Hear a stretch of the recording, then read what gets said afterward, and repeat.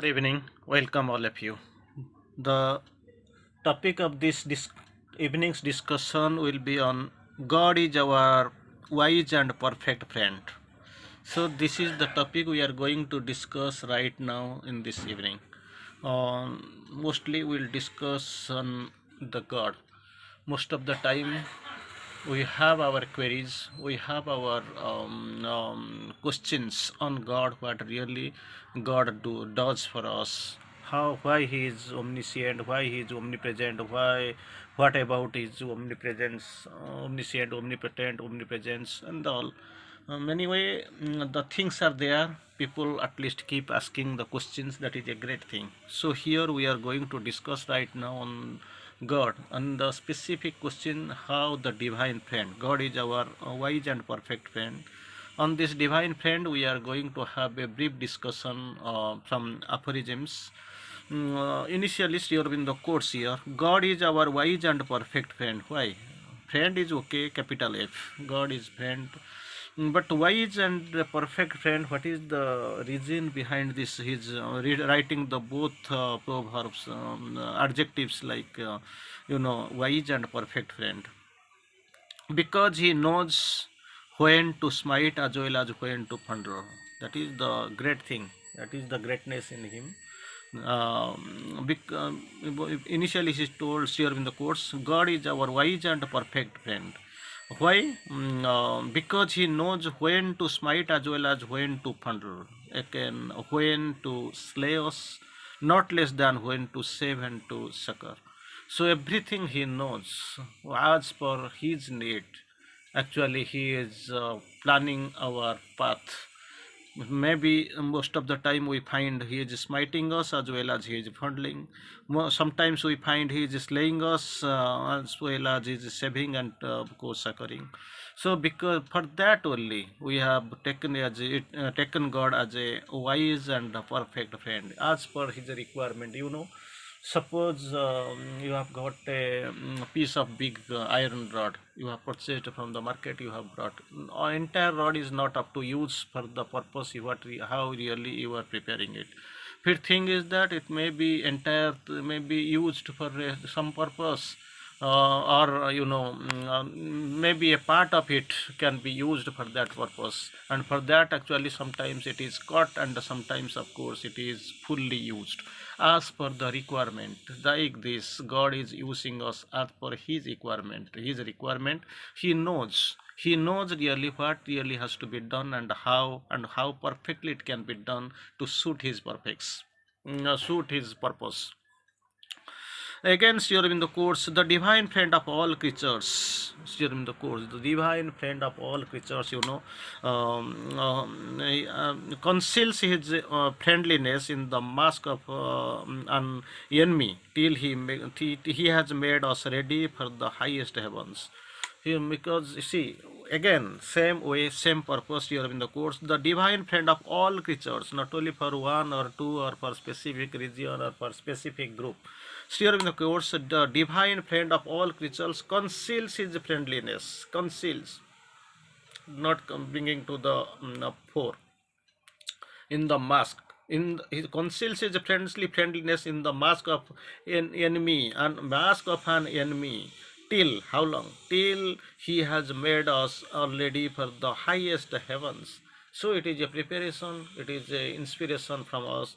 He is concealing his friendliness in the mask of an enemy till he has found us ready for the highest heavens. Then in as in Kurukshetra, Sri Aurobindo gives the example of the Kurukshetra, that great Mahabharata war.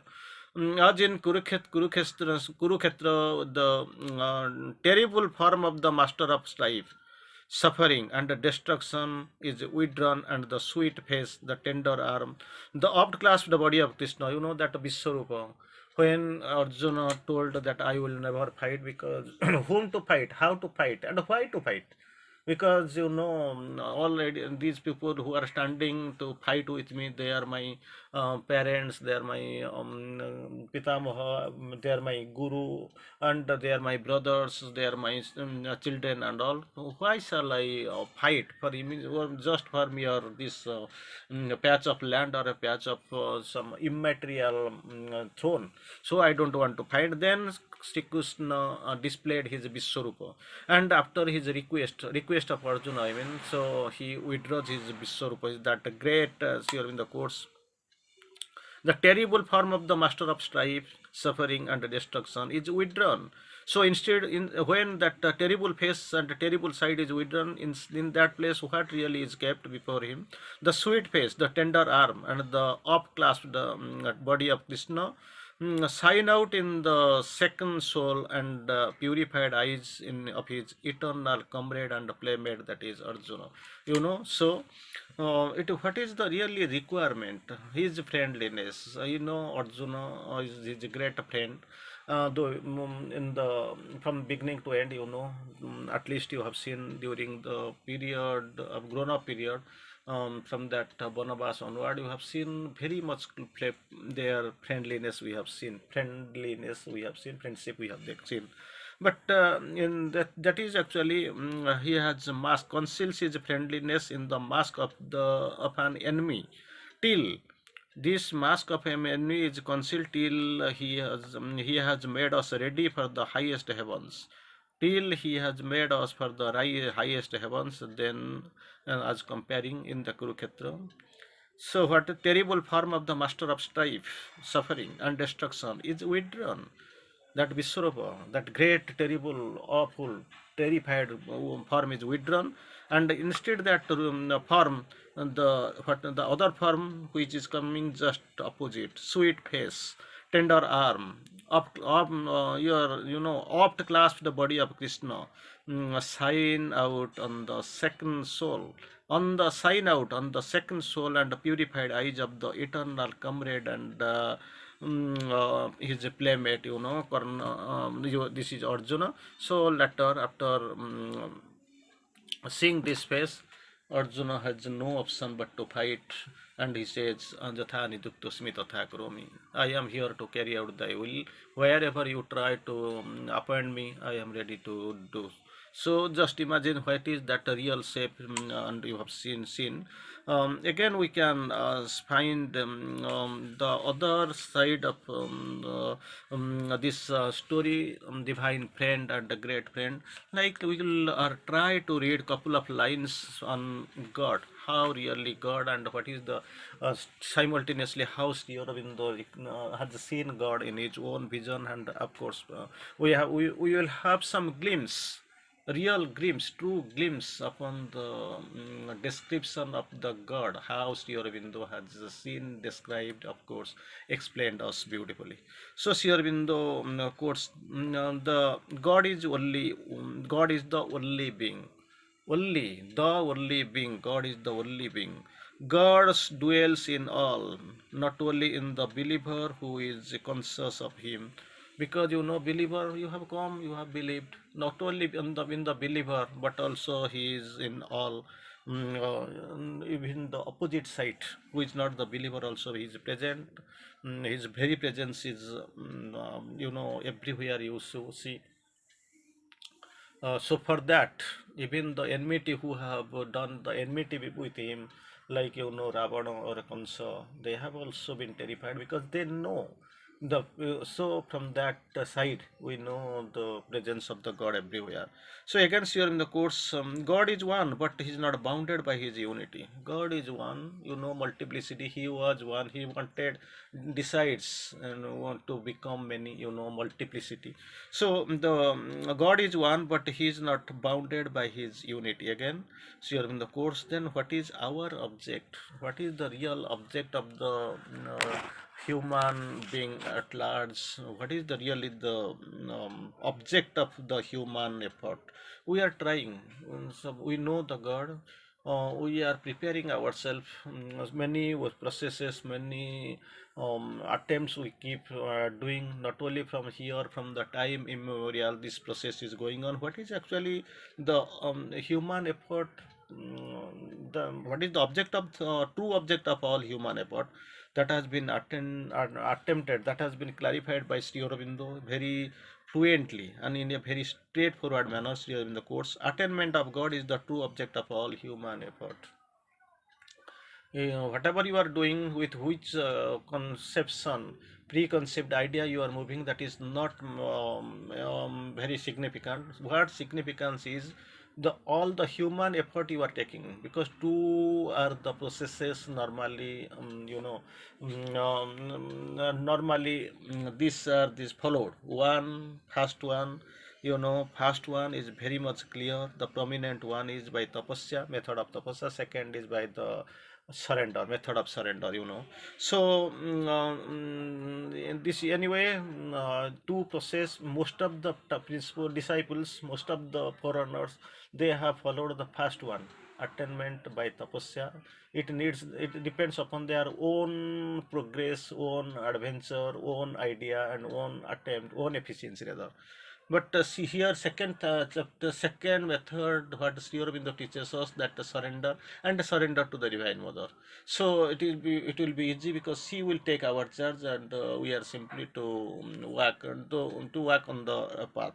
But actually, but about the goal, Sri Aurobindo quotes, about the object.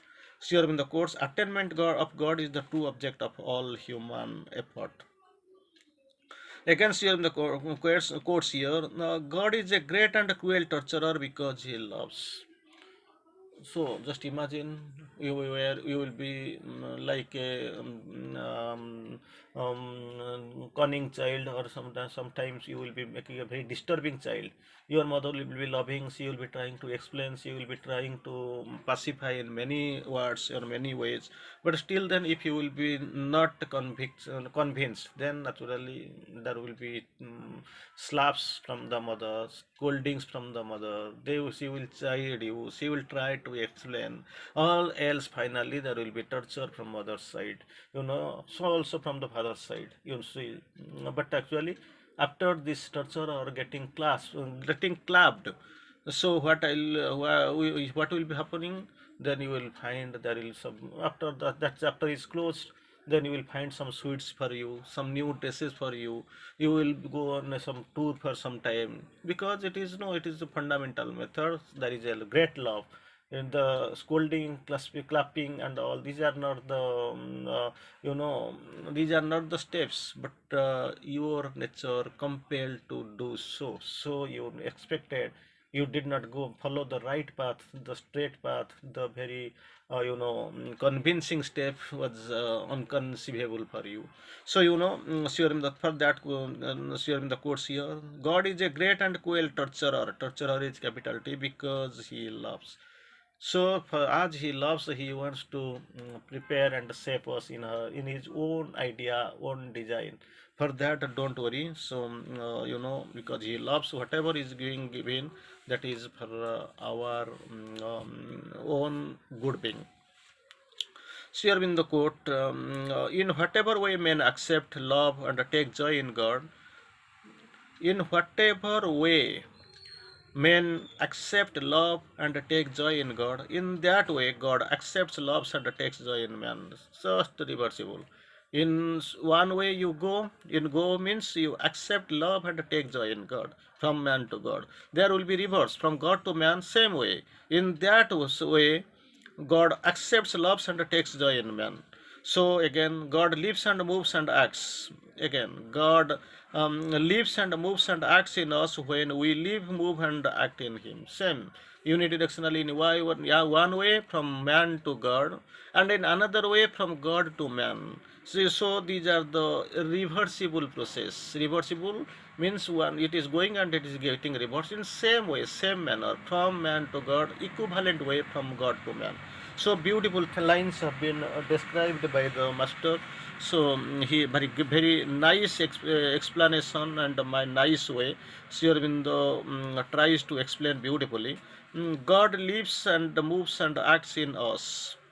God lives, moves, and acts in us, when we live, we move, and we act in Him. That is just reversible order. As we initially we have seen another statement, just we discussed a little bit before, that in whatever the way we accept love and take joy, the same way God accepts, loves, and takes joy in man. Same reversible process, that is a great step and great process, equal and equivalent manner.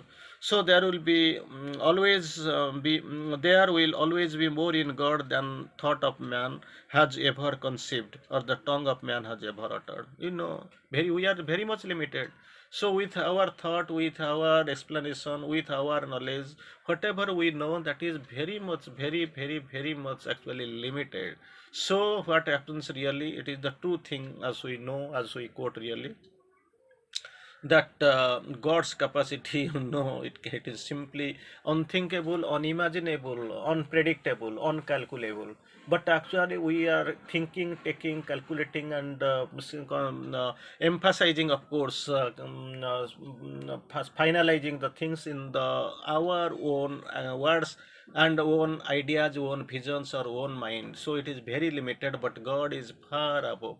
So don't try to do that, and moreover, it has to be done. We have to accept God's everything in His vision, and that must be respected. So God is the eternal child playing an eternal game in the eternal garden. Vande Mataram.